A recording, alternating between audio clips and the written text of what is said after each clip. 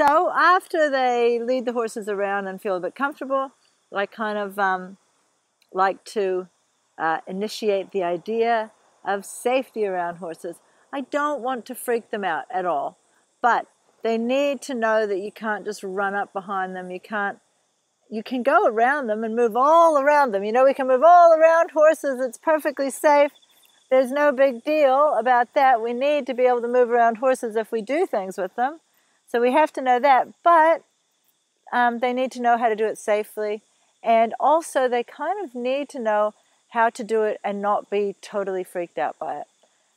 Like I say, so many kids come with stories about things. When I say, okay, who has heard that you should never walk behind a horse? That's what I say at the beginning. You know, nearly all of them raise their hands because everyone has heard at some point that you can't walk behind horses. It's too dangerous.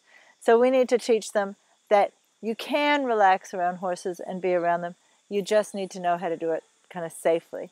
So the little thing that I do with them, I actually punch kids.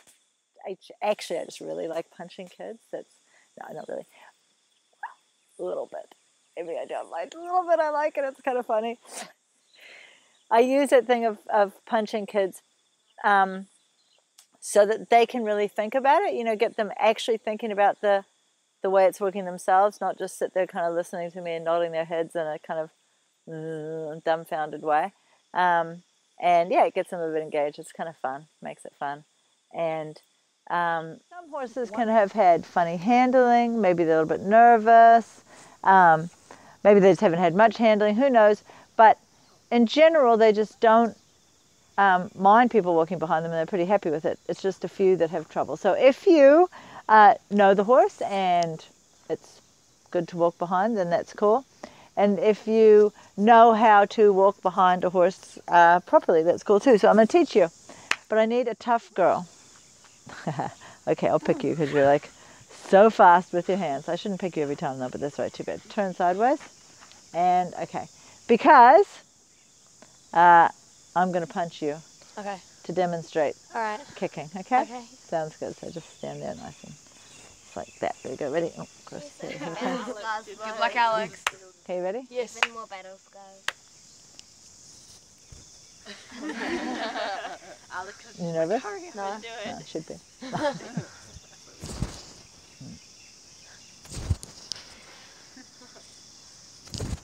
Is that hurting? No. No. Why not? Because you didn't hit me. Yeah. Why didn't I? Why didn't I? Because your arm wasn't long enough. Because I was Too far away. too far away. Bingo. That's right, because my arm wasn't long enough. That is true. That's funny. Yeah. So, because I was too far away. Safe way to go around a horse, number one, super far away. So that if they do need to kick you for some reason, they miss. Pretty straightforward, okay? Now I am going to punch you. Okay. As hard as I can. Okay. Okay? Yep. Is it hurting? No. Why not? You're Too close? Then you Too can't close. get any more power. Yeah, exactly. Too close. Pardon? Your arm's too long. My arm's too long. I won't even work in there. Yeah, that's right. Too close. I can't even get any momentum, any power up. That's exactly right. Okay. So, safe way to go around horse number two, super, super close. So that if they do need to kick you, it's just like a bump or a kind of scrape. It's not really that bad, okay? Now I'm going to punch you again. Okay. Okay, you ready? Yep. Okay.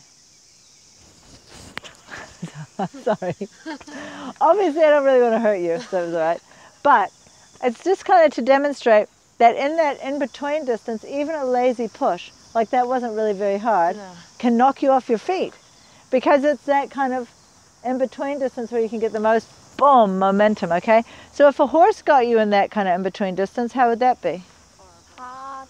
Yeah, it would not be ideal. Kick you into next week. Yeah, it could kick you into next week.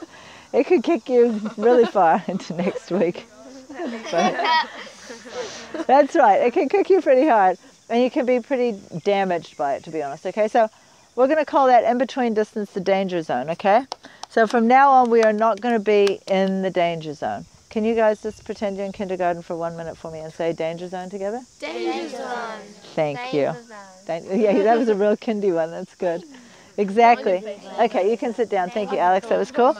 All right, so I am going to demonstrate with a live horse that we've prepared earlier. The same thing, okay? So, when you want to go around a horse, you've got to start pretty much at their shoulder usually. And I let them know I'm going around them. I'm going to go around you. You don't actually really have to tell her. They're not dumb. They can work it out pretty quick, okay? So when you do the far one, it's far. You head out far, and far is farther than you think. It's way out here. All the way around until you get to the other side. Like that. When people do the far away one though, sometimes they get super confident. So they're like, I got this. Piece of cake, no trouble. But for some reason they slip on in here. But where am I now? In the bump zone. In the danger zone. Just where I don't want to be, that's right. So when you do the far away one, you got to stay out far all the way around past their hips and everything until you get back into their shoulder again, okay? So now for the close one. You ready? Close is close. It's closer than you think. My body is touching her body all the way around like that. That's how close is, okay? So sometimes when people do the close one, they get like nervous, obviously. So they're like, okay, you know, so they start out kind of good. I got this.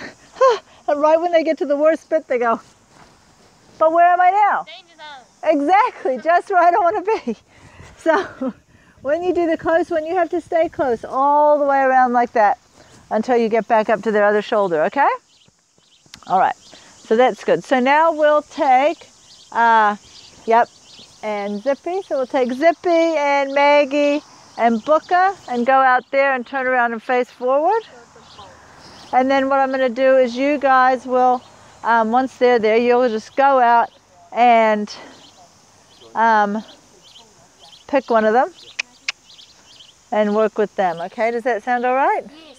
Once they then go out and do the going around behind the horses themselves, after I've done the demo, that is where you get to see some real kind of fears being overcome.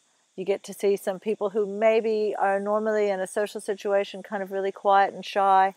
They get to show that they're actually really confident with it, and their classmates are like, wow, that was cool.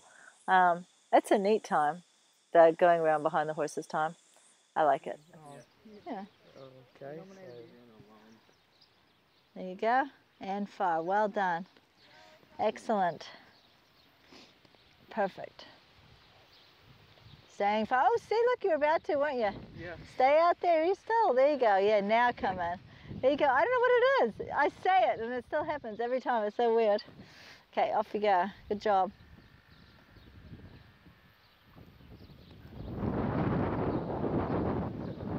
Excellently done.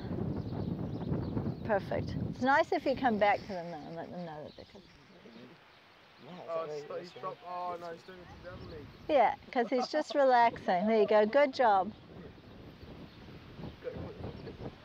See? Nah. Because seriously, look at the rest of him. He's totally relaxed. Then they go and get their helmets.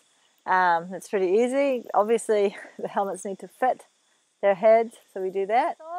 We let them choose their helmet and try to find the one that fits right, but we check every single one of them really carefully that the helmet itself fits their head before they get to do it up, because sometimes they come with it done up, you know, but it's obviously a really wobbly helmet, or they come with their helmet like sitting on the top of their head here like this. You know, it needs to be able to fit properly on their head.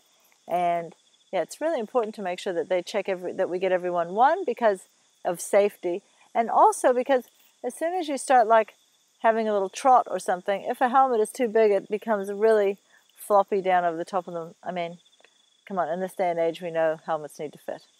Yeah.